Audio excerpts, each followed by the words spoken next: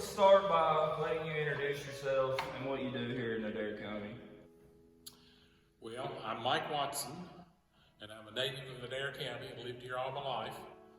I'm a retired American history teacher, and currently I work at the Adair Genealogy and History Research Center, and have for a few years, where people come in to do family history and local history of any type. Alrighty, I was reading the story that you wrote about the cholera outbreak here locally in Adair County, and I was just wondering, like, what is cholera? Because like, I've heard of it, but most who contacted it died like within like 48 hours. Well, cholera has been worldwide at one time or another, and it still occasionally breaks out somewhere. It's typically through uncleanliness and can be passed through touch or waterborne. And in this particular case, 1873, it wasn't the first one we'd had that killed people, but it was probably the deadliest, with about 40 people dying from it or the effects of it within about 3 weeks of its outbreak. Like, what made you look into like specifically the history of cholera here in Adair County, like that specific case? Well, I like all history, but because I do a study of cemeteries and things of that sort. Over in the Columbia City Cemetery, we have an unusual marker, which is for 3 graves, and it's the Winfrey family. And in researching them, we found that the father and 2 children died the same day. And as a result of that, then of course we delved a little deeper into what caused that, and found out that it was at their hotel that this broke out in Columbia. How do you think like it came to be in Adair County? Because I read like in the paper you wrote something about Marion County, like they're having a fair, I think is what it was in the paper. Like, do you think that was maybe the start of it? Or?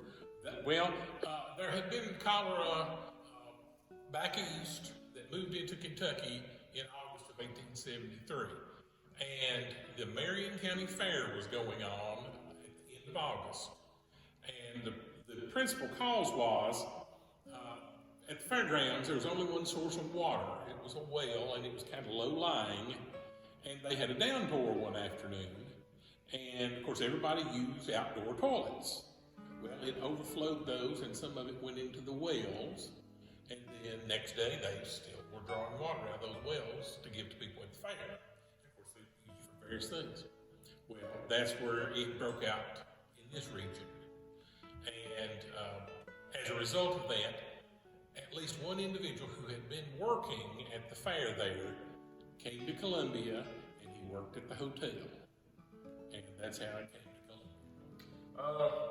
Why do you believe, like, at the fair in Marion County that they passed out papers, like, saying cholera was not a threat? Because, like, that's kind of like, it's always a threat if it's going around. It's always a threat. And there had been 2 or 3 cases ahead of time.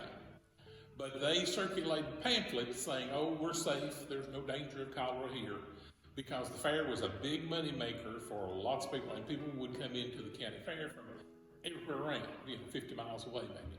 So nobody wanted to lose money as a result of being scared off because of cholera. So they had tried to downplay the threat. So it's kind of like COVID in a sense. People like kind of downplayed it at first, and then kind of got big. Yes.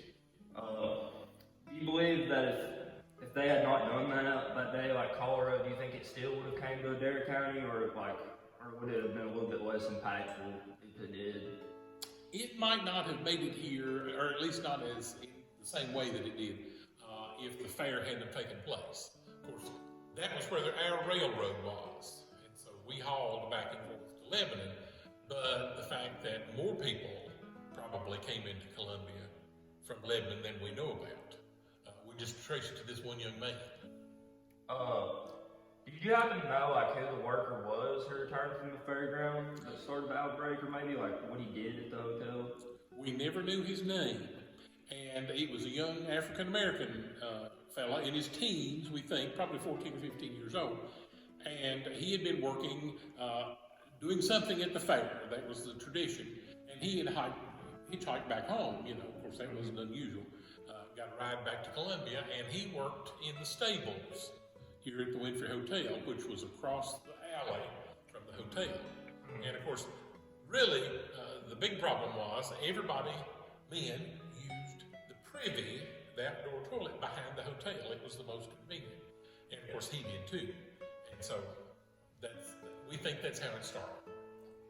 Why do you think people didn't think the disease was being spread from human feces, kind of like you said, and contamination? Because after they used the privies, like you said, most of the time that's where they caught it and they got sick. But why didn't they? Well, the prevailing idea at the time was that it was a disease that could be controlled, but we didn't know enough about how it was spread. And we have found in our research that witnesses said, when somebody died in the hotel, they just opened the window and threw, the bedding and stuff out in the street in the back and put another patient in that bed. Well, they didn't disinfect anything, but they didn't know a lot about disinfecting. Yeah, of course. Why did they use the Winfrey Hotel as a quarantine spot directly? Well, in addition to the fact that it started there, it was the best hotel in town, and that's where a lot of people who traveled like to stay. And there were a few people who lived there permanently. So it was the center of the outbreak, so they just used it as a quarantine station. You already spoke on the Winfrey family, but can you inform me a little bit, before, you talking about the deaths, how many people in the Winfrey family died or had a battle with cholera? Well, at least 9 people in the Winfrey family had the cholera. 3 of them died. The others did recover. Some of them had much milder cases than others. We don't really know why that took place, but there were cases of people, various places in town and around the county who contracted it but got better. So for some reason they had a better resistance to it. Yeah, that's true. Why do you believe the Winfrey family decided, other than I know they all 3 passed on the same day, but I wonder why they put it on, why they put all their names on the same stone? Because I went and looked at it and that was kind of interesting to me. It's the only one of its type in the city cemetery here. Probably it was less expensive to do 1 stone than 3 smaller ones. But at the same time, we don't know who paid for that. It probably came from the family, but it could have come from people around town who donated money for that, because they were so hard hit with those deaths that they were certainly in financial distress. I appreciate you doing this so much. Well, I'm glad to be in town. Thank you.